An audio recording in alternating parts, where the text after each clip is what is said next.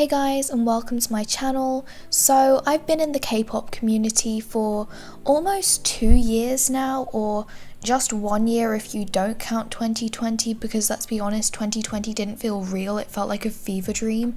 But anyways, during the time that I've been part of this community, I've heard a lot of phrases and words relating to K-pop that I just hate, either because they're constantly used to spread negativity or they're just very annoying.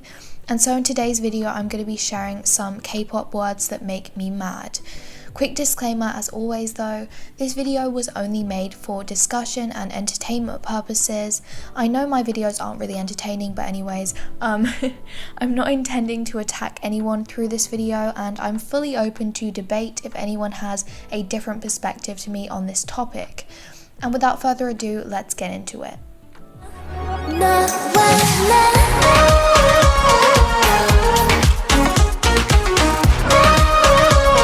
To the person who invented this phrase, who are you? Where do you live?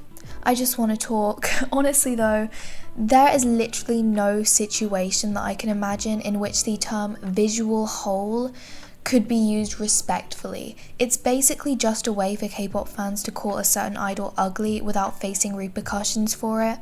And it's really baffling and quite disgusting to me that this is so commonly used among netizens. An example of an idol who has been labelled as a visual whole in the past would be Eumji from G-Friend. I'm sorry if I said her name wrong. I'm not a buddy myself, but that doesn't make me any less angry or confused when people label Eumji as a visual whole. I'm gonna be honest, when I watched Fever, which was the first G-Friend music video I saw, I thought that she was the visual. Like, she genuinely just doesn't deserve the rude remarks towards her looks in the slightest, and I find it incredibly shallow and immature that people have the audacity to call her ugly. But the worst part of this expression is the fact that it manages to call someone ugly while simultaneously comparing them visually to the other members of their respective group. This is extremely damaging and just really horrible to sum it all up. The term visual whole also implies that this person is ruining the group's visuals and letting the entire group down, which is just a disgusting philosophy in itself. No one should be made to feel guilty for their looks, nor be pressured into changing any aspects of their appearance unless it's for medical reasons.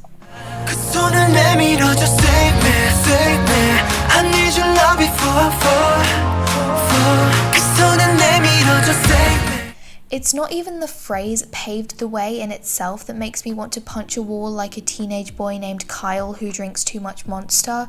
It's rather the way that this phrase is and has been used that really grinds my gears.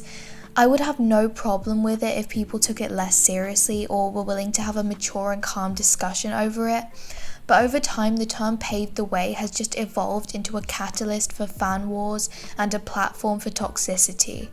The main two parties that seem to be particularly keen on getting into arguments over the whole "paved the way" thing are BTS fans and second gen stans, and both of them find a way to frustrate me. I'm an ARMY myself, but I find it annoying that ARMYs refuse to acknowledge the major impacts that the second generation has had on shaping K-pop into what it is today, and it's equally annoying that second gen stans deny the way that BTS made a breakthrough into the international market.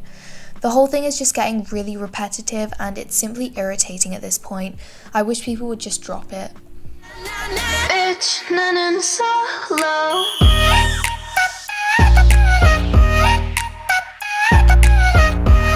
I find it difficult to believe that K-pop fans who call idols lazy know anything about how the K-pop industry works, because if they did, they would know that 99% of K-pop idols have to go through hell and back to even debut in the first place. The K-pop training system is very intensive and demanding and isn't designed for people who slack off. Idols and trainees will literally throw all their blood, sweat and tears into their jobs for several years, but then become labelled as lazy as soon as they have one lacking performance. Let's look at some examples of idols who have been accused of lazy dancing, starting with Jennie from Blackpink. Jennie trained at YG Entertainment for 6 whole years. According to Blackpink's Netflix documentary, the trainees at YG only got 1 day off every 2 weeks. So yeah, from this information, you can probably tell that Jennie works hard. And yet, as soon as she had a few lacking and unprofessional performances in 2018, she became labelled as lazy and people wouldn't stop going on about it for 2 years. Anyway, in the end, YG clarified that she had actually had a leg injury at the time, which had made it difficult for her to dance with complete energy.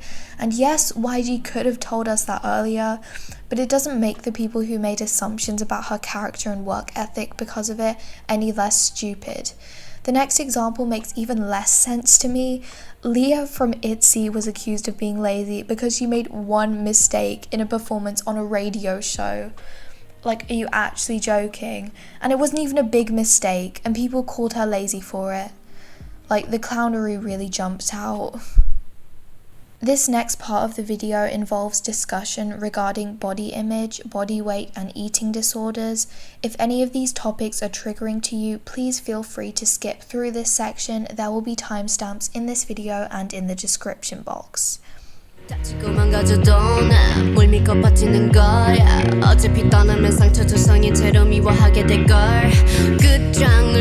I feel like this is quite an important topic that honestly needs to be talked about more because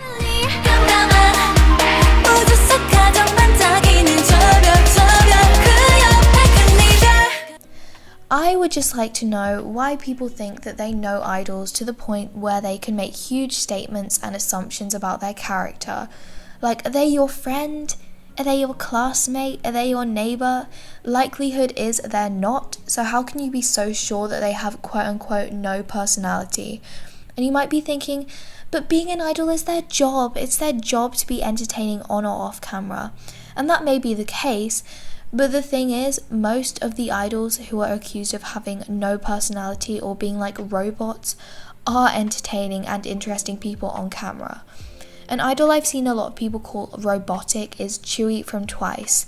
I once saw an unpopular opinion video that had a ton of views. I'm not going to say what channel it was from because I'm not trying to start beef, but if you know, you know. Basically, one of their opinions was just that they didn't like Chewie. And I mean, that's fine. There are over 7 billion people in the world. If you don't vibe with everyone, that's fine. You don't have to force yourself to.